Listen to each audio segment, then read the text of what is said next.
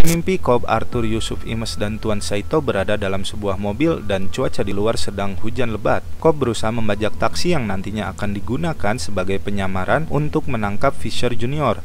Arthur yang berperan sebagai supir taksi tembak itu pun akhirnya bertemu dengan Fisher Junior bersama Imes dan Tuan Saito di dalam taksi. Di mobil yang satunya, Ariadne datang dan masuk ke dalam mobil yang dikendarai oleh Cobb.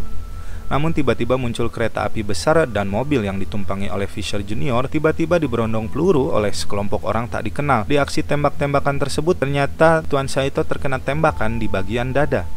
Mereka pun menuju sebuah gudang tua untuk bersembunyi. Di gudang ini Cobb ambekan kenapa sampai ada sekelompok pembunuh yang menembaki mereka, sedangkan Arthur sendiri mempertanyakan kenapa ada kereta muncul di jalan raya. Ariadne menjawab itu semua tidak ada di dalam desain mimpi yang ia buat. Ternyata Fisher telah mendapatkan pelatihan pertahanan alam bawah sadarnya apabila ia merasa terancam. Mereka pun lalu menurunkan Tuan Saito yang tertembak di bagian dada, namun saat Imes ingin membunuhnya agar segera terbangun dari mimpi, Cobb datang menghalangi. Ternyata di dalam ekstraksi mimpi kali ini berbeda. Orang yang mati di alam mimpi tidak akan terbangun di alam nyata, melainkan akan masuk dan terjebak ke dalam limbo, sebuah alam mimpi tanpa batas dan tanpa bentuk. Hal ini dikarenakan mereka menggunakan formula Chiu dalam dosis yang cukup besar, dan dalam misi ini hanya Cobb yang sebelumnya pernah masuk ke dalam alam limbo. Mereka membawa Tuan Saito ke lantai atas untuk diobati. Di sini terjadi perdebatan tim. Imes yang pundung dan tidak mau melanjutkan misi memilih tinggal di level mimpi ini. Namun Cobb meyakinkan bahwa tim pertahanan mimpi dari Fisher Junior akan segera datang dan membunuhnya apabila Imes tetap stay tune di sini. Imes pun kasihanan dan akhirnya tetap melanjutkan misi ini bersama tim. Tim ini pun menginterogasi Fisher Junior dan meminta angka kombinasi berangkas pribadi milik sang ayah. Namun Fisher Junior tak mengetahuinya. Lalu datanglah Imes yang menyamar sebagai Browning, paman sekaligus ayah baptis Fisher Junior. Agar tidak liar, kita panggil saja ini Browning KW ya. Browning KW ini diborgol di sebelah Fisher Junior untuk menggali informasi dari Fisher Junior. Terjadi perbincangan dari hati ke hati. Fisher Junior mulai curhat tentang ayahnya kepada Browning KW karena mengira itu pamannya yang asli. Di sisi lain, Cobb dan Ariadne sedang berusaha mengobati Tuan Saito, dan Cobb menjelaskan apabila masuk ke tingkat level mimpi selanjutnya, maka tingkat kesakitan yang akan dirasakan Tuan Saito akan berkurang. Namun apabila Tuan Saito is dead, maka skenario terburuknya adalah Tuan Saito masih bisa terbangun, namun pikirannya akan hilang karena berada di alam limbo alias menjadi Nugelo. Cobb menjelaskan kepada Ariadne bahwa ia pernah berada di alam limbo selama 50 tahun bersama Mal. Akhirnya Cobb menceritakan bagaimana Mal meninggal. Terlalu lama di alam limbo membuat Mal berpikir sebaliknya, di mana alam nyata adalah alam mimpi dan alam mimpi adalah alam nyata. Mal juga menyembunyikan totemnya di alam mimpi agar tidak sadar mana alam mimpi dan mana dunia nyata.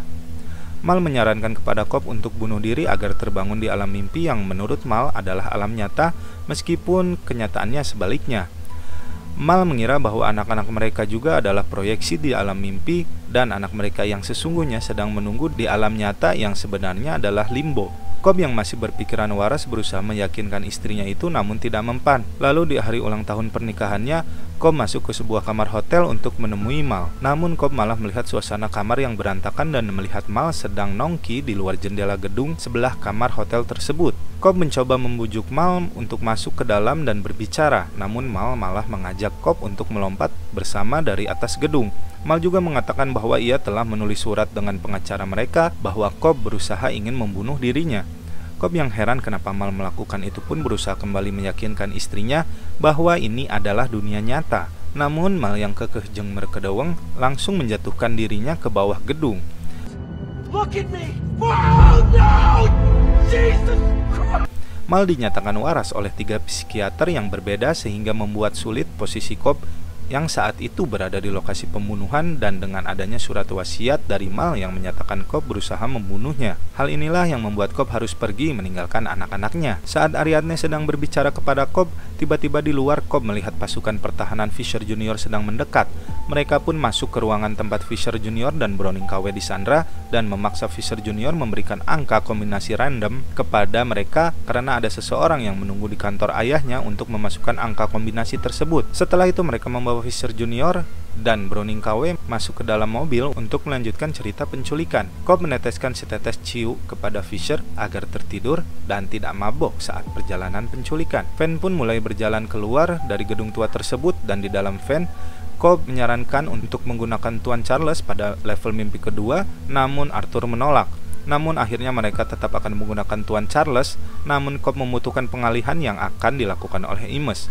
Di dalam van ini mereka mulai masuk ke mimpi level kedua, namun Yusuf tidak ikut karena sebagai penjaga mereka saat masuk ke mimpi level kedua, sekalian si Yusuf emang lagi nyetir.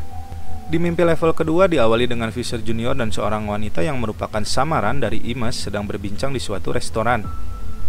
Cobb datang dan mulai masuk ke dalam perbincangan mereka, sementara Imes yang menyamar sebagai wanita bohai tadi pergi meninggalkan mereka. Di sini Arthur menjelaskan kepada Ariadne bahwa Tuan Charles merupakan cara yang didesain agar seseorang melawan alam bawah sadarnya sendiri di dalam mimpinya. Tuan Charles ternyata adalah penanggung jawab keamanan mimpi Fisher Junior, dan di sini Cobb yang memerankan Tuan Charles. Arthur juga menjelaskan kenapa sebelumnya ia tidak setuju dengan ide tersebut, dikarenakan dengan menggunakan Tuan Charles, maka orang yang sedang bermimpi atau dalam hal ini Fisher Junior akan semakin sadar kalau ia sedang berada di dalam mimpi. Cobb berusaha meyakinkan Fisher Junior bahwa ia tidak aman karena ada seseorang yang berusaha mengambil informasi darinya melalui mimpi.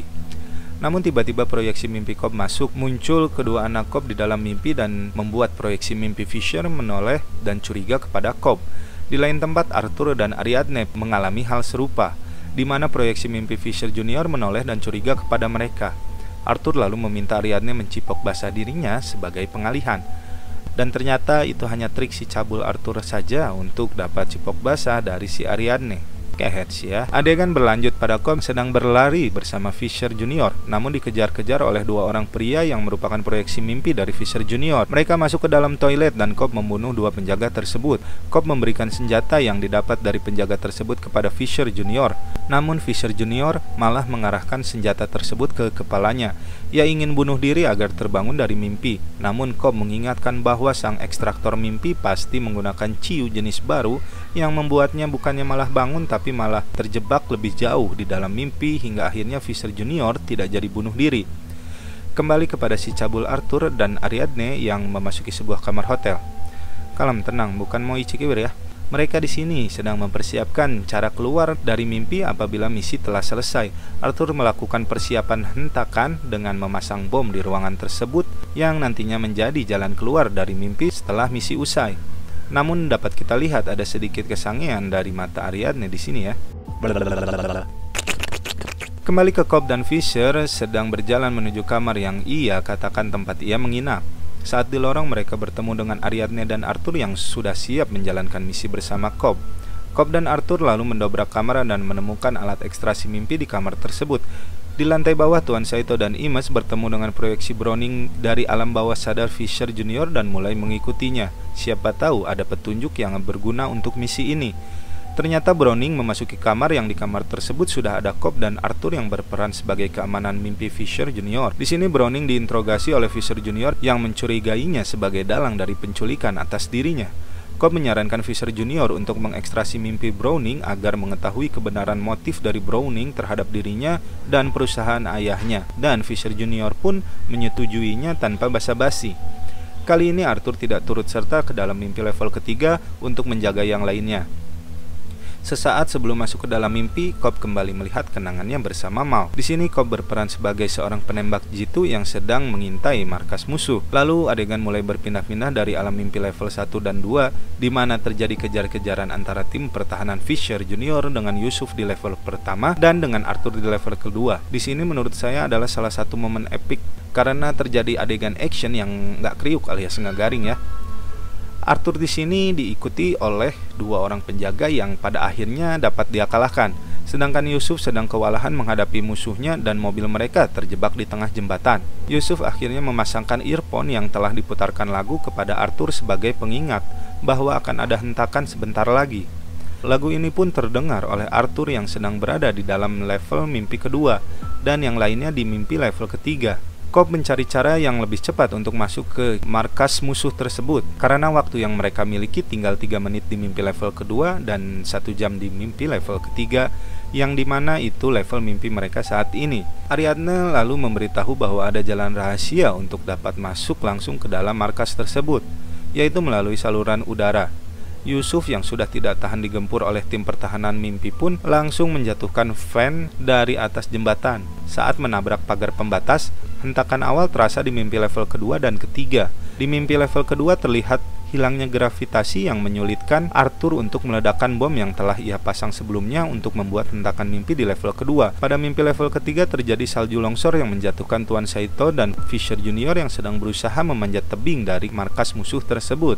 Cobb menginstruksikan agar misi ini harus diselesaikan dengan cepat karena waktu yang mereka miliki di mimpi level 3 ini hanya tinggal 20 menit dan Arthur di mimpi level kedua hanya memiliki waktu 2 menit. Mengetahui ada jalan rahasia dari Ariadne, Tuan Saito dan Fisher Junior langsung menuju ke saluran udara tersebut dan meledakkan pintu masuknya.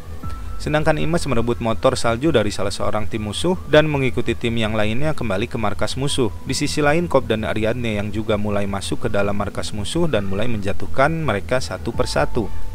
Di mimpi level kedua, Arthur segera mengambil semua bom yang telah ia pasang sebelumnya, lalu melilitkannya pada Cobb, Tuan Saito, Ariadne, Fisher Junior, dan Imes dengan kabel telepon agar mereka saling terikat satu sama lain saat terjadi hentakan. Cobb dan Ariadne yang sudah berada terlebih dahulu di markas musuh melindungi Fisher Junior dan Tuan Saito yang masih berusaha masuk ke dalam markas tersebut. Di sini tampak Tuan Saito sudah mulai merasakan efek dari tembakan yang dialaminya di mimpi level pertama, dan untuk berjalan pun ia harus dibantu oleh Fisher Junior. Hingga akhirnya Fisher Junior mampu masuk ke dalam ruangan tersebut, namun ada seseorang yang masuk dan menyelinap ke belakang Fisher Junior. Dan ternyata itu adalah Mal, proyeksi dari mimpi Cobb yang kembali terbawa masuk ke dalam misi. Mal pun memanggil Fisher Junior dan saat ia menoleh, Mal langsung menembaknya hingga ia terjatuh. Cobb pun akhirnya menembak Mal hingga jatuh dan Ariadne segera menyuruh Imes untuk masuk ke dalam ruangan tersebut. Di dalam mimpi level kedua, Arthur berusaha membawa rekannya yang telah diikat ke dalam sebuah lift untuk mulai melakukan hentakan. Di sisi lain, Imes dengan cepat memasuki ruangan musuh dan segera memberikan pertolongan kepada Fisher Junior. Namun tiba-tiba muncul Cobb dan Ariadne. Cobb berkata itu sia-sia karena Fisher Junior sudah mati dan mereka gagal. Namun Ariadne ternyata memiliki rencana lain untuk masuk kembali ke alam bawah sadar Fisher Junior yang sedang sekarat dengan membuat mimpi level keempat agar misi ini tetap berlanjut. Akhirnya Cobb dan Ariadne masuk ke dalam mimpi level keempat dan Imes juga Saito berjaga di mimpi level ketiga untuk bersiap melakukan hentakan pada mimpi level ketiga ini. Di sini Imes dan Tuan Saito diberondong peluru oleh tentara musuh. Imes memberikan senjata dan sebuah granat kepada Tuan Saito untuk berjaga apabila ada musuh yang masuk, sementara Imes sendiri bersiap memasangkan bom yang akan menjadikan hentakan di level ini. Pada mimpi level keempat, Ariadne dan Cobb berada di pinggir pantai dan bangunan di sekitarnya mulai runtuh. Hingga akhirnya mereka bertemu dengan Mal yang sedang duduk di rumahnya yang dulunya milik Cobb dan Mal. Mal terlihat sedang memegang sebilah pisau dan mulai memaksa Cobb agar tidak percaya dunia nyata dan tetap bersamanya di alam mimpi tersebut, di dunia yang telah mereka bangun selama ini. Dan akhirnya di sini semua terbongkar bahwa Cobb lah yang telah melakukan inception atau menanamkan ide kepada istrinya sendiri dikarenakan sang istri yang tidak mau bangun dan kembali ke dunia nyata. Hingga ide tersebut ternyata berkembang meski Mal sudah terbangun dari mimpinya.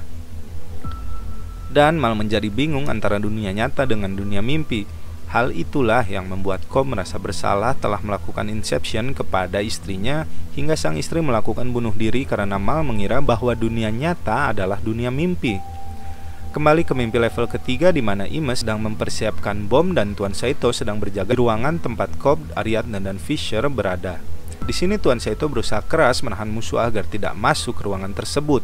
Namun karena efek dari tembakan yang didapatnya di mimpi level pertama, akhirnya Tuan Saito tewas di level ini. Di level mimpi kedua, Arthur telah bersiap meledakkan lift dan memakaikan earphone kepada Imes. Imes yang berada di mimpi level ketiga mendengarnya dan bergegas mengambil alat pacu jantung untuk menyadarkan Fisher Junior di mimpi level keempat. Di mimpi level keempat, Cobb sedang bernegosiasi agar dapat menyelamatkan Fisher Junior yang sebelumnya dibawa oleh Mal. Cobb menawarkan dirinya akan tinggal bersama Mal asalkan Fisher Junior dan Ariadne boleh pergi meninggalkan tempat itu, dan Mal menyetujuinya. Namun ternyata Cobb membohonginya dan malah ingin mencari Tuan Saito yang pada mimpi level ketiga sudah mati. Mal merasa dikhianati dan nyecepkan pisau kepada Cobb. Namun Ariadne dengan gercep langsung menembak Mal untuk menyelamatkan Cobb. Ariadne pun lalu menjatuhkan Fisher Junior dari atas gedung agar terbangun dari mimpinya. Karena di sini Fisher Junior mati bukan menggunakan obat penenang ya. Jadi apabila mati di sini ia akan terbangun di level mimpi sebelumnya. Setelah terbangun, Imes segera menyuruh Fisher Junior untuk membuka berangkas besar yang berada di ruangan tersebut. Saat berangkas terbuka, di dalamnya ada sang ayah yang sedang terbaring di kasurnya. Fisher Junior mendekati sang ayah yang berkata, "Ayah kecewa kau berusaha menjadi seperti ayah." Sang ayah lalu menyuruh anaknya untuk membuka berangkas yang isinya adalah dokumen atau sertifikat dan sebuah mainan kincir angin. Fisher Junior menangis melihat ini dan saat ia menoleh ke ayahnya ternyata sang ayah sudah di end. Imes yang memastikan misi sudah selesai segera meledakkan tempat tersebut untuk menjadi hentakan. Mereka semua mulai kembali ke dalam mimpi level pertama kecuali Cobb dan Tuan Saito. Cobb sendiri masih berada di mimpi level keempat sedang memeluk sang istri yang telah tertembak oleh Ariadne. Mal akhirnya meninggal dunia di pelukan Cobb. Kembali ke mimpi level pertama di mana Van yang ditumpangi Yusuf dan yang lainnya sudah jatuh ke dalam air. Satu persatu dari mereka mulai terbangun dan berenang ke pinggiran, kecuali Cobb dan Tuan Saito yang masih terjebak di mimpi level keempat. Dan ternyata pria tua yang berada di awal mimpi, tukang bakso.